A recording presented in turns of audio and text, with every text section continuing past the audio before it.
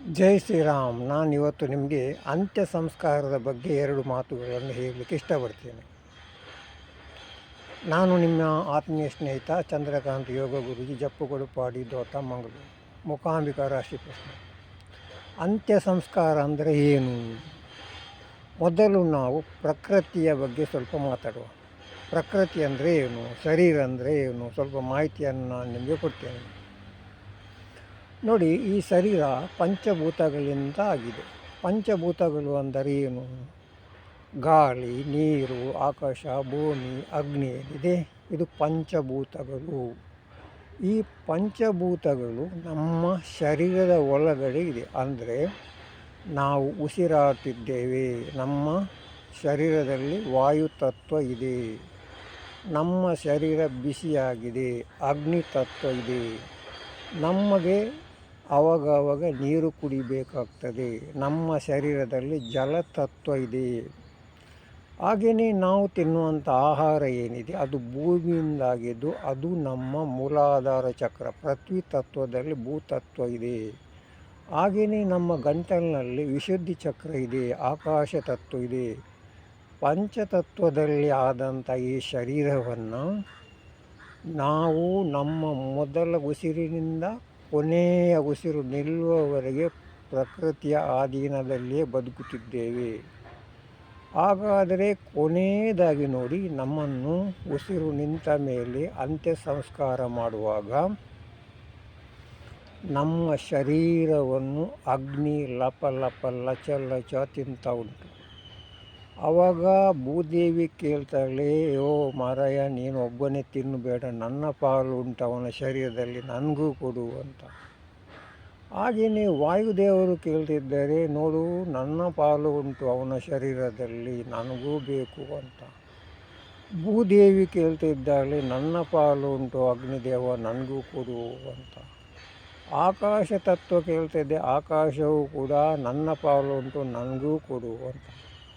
ಕೊನೆಯ ಗಳಿಗೆಯಲ್ಲಿ ನಾವು 3 ದಿವಸ ಬಿಟ್ಟು ಆ ಸ್ಥಿತ ಭಸ್ಮವನ್ನು, ಅಂದರೆ ಸತ್ತ ವ್ಯಕ್ತಿಯ ಆ ಹೆಣದ ಭಸ್ಮವನ್ನು 3 ದಿವಸ ಬಿಟ್ಟು ನಾವು ಒಂದು ತೆಗೆದುಕೊಂಡು ಬರುವಂಥ ರೂಢಿ ಉಂಟು. ಅದನ್ನು ಮನೆಯಲ್ಲಿ ತಂದು ಮನೆಯ ಹೊರಗಡೆ ಹಾಲಿರುವ ಮರಕ್ಕೆ ಕಟ್ಟಬೇಕು.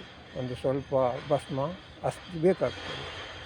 ಅದು ಯಾಕೆ ಅಂತ ಕೇಳಿದರೆ, ಕೊನೆಯ ಗಳಿಗೆಯಲ್ಲಿ ನಾವು ಶ್ರಾದ್ದ ಕರ್ಮವನ್ನು ಮಾಡುವಾಗ, ಅವಿಗೆ ಪಿಂಡ ಪ್ರದಾನ ಮಾಡುವಾಗ ಅದನ್ನು ನೀರಿಗೆ ಬಿಡ್ತೇವೆ.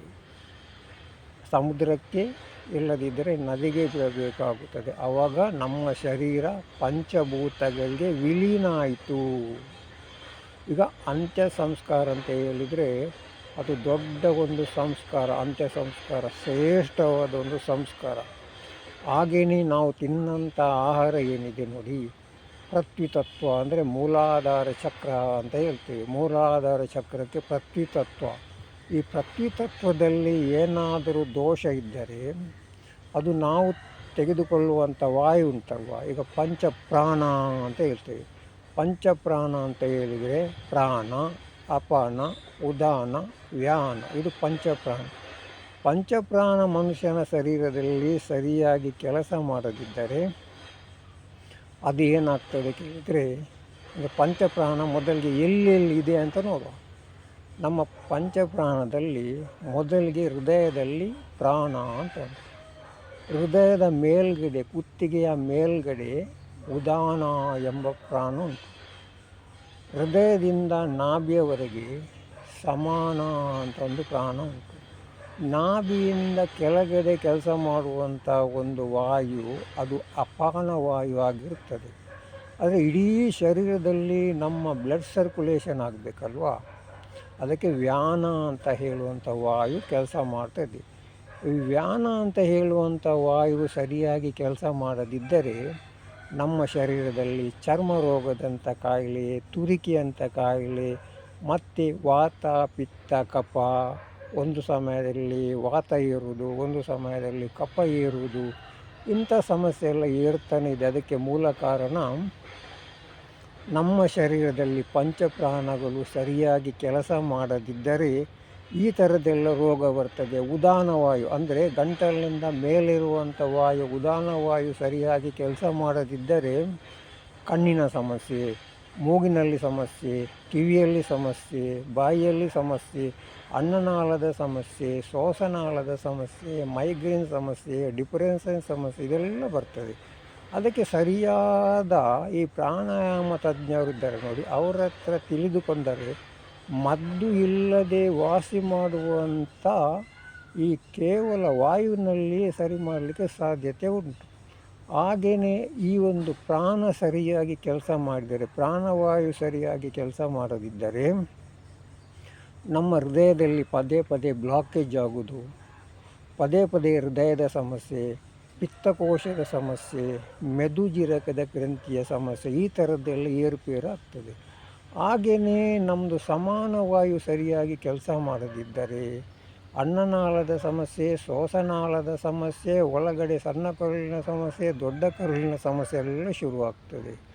ಹಾಗೆಯೇ ಅಪಾನವಾಯು ಸರಿಯಾಗಿ ಕೆಲಸ ಮಾಡದಿದ್ದರೆ ಅದು ನಮ್ಮ ಮೂತ್ರಪಿಂಡದ ಸಮಸ್ಯೆ, ಗರ್ಭಕೋಶದ ಸಮಸ್ಯೆ, ಹಾಗೆಯೇ ವೀರ್ಯಾಣುವಿನ ಸಮಸ್ಯೆ, ಹಾಗೆಯೇ ನಮ್ಮ ಅಂಡಾಣುವಿನ ಸಮಸ್ಯೆಯನ್ನೆಲ್ಲ ಸೃಷ್ಟಿ ಮಾಡಿ ನಮಗೆ ನಾನಾ ಥರದ ರೋಗ ರುಜಿನಗಳು ಬರ್ತದೆ. ಹಾಗೆಯೇ ವ್ಯಾನ ಅಂತ ಹೇಳುವ ವಾಯು ಕೂಡ ಸರಿಯಾಗಿ ಕೆಲಸ ಮಾಡದಿದ್ದರೆ ನಮಗೆ ನಾನಾ ಥರದ ಕಾಯಿಲೆಗಳು ಬರ್ತದೆ. ಅದಕ್ಕೋಸ್ಕರ ಮದ್ದಿಲ್ಲದೆ ದೇವರು ನಮಗೆ ಈ ಭೂಮಿಯಲ್ಲಿ ನಮ್ಮನ್ನು ಕಲಿಸಿದ್ದು ರೋಗ ಮುಕ್ತರಾಗಬೇಕು, ನಾವು ಯಾವ ರೋಗದಿಂದಲೂ ಸಾಯಬಾರದು ಅಂತ. ಹೃದಯಾಘಾತದಿಂದ ಸಾಯುವುದು, ಅಸ್ತಮದಿಂದ ಸಾಯುವುದು, ಉಬ್ಬಸದಿಂದ ಸಾಯುವುದು, ಟಿ ಬಿಯಿಂದ ಸಾಯುವುದು, ಕ್ಯಾನ್ಸರ್ನಿಂದ ಸಾಯುವುದು, ಇದೆಲ್ಲವೂ ಕೂಡ ಪ್ರಾರಬ್ಧ ದೋಷದಿಂದ ಬರ್ತದೆ. ಅದಕ್ಕೆಲ್ಲ ಈ ಜನ್ಮದಲ್ಲಿ ಆ ಪ್ರಾರಬ್ಧ ದೋಷವನ್ನು ರಿಲೀಸ್ ಮಾಡಬೇಕಾದರೆ ಒಳ್ಳೆ ನುರಿತ ತಜ್ಞರು ಸಿಗ್ತಾರೆ, ಜ್ಞಾನಿಗಳು ಸಿಗ್ತಾರೆ.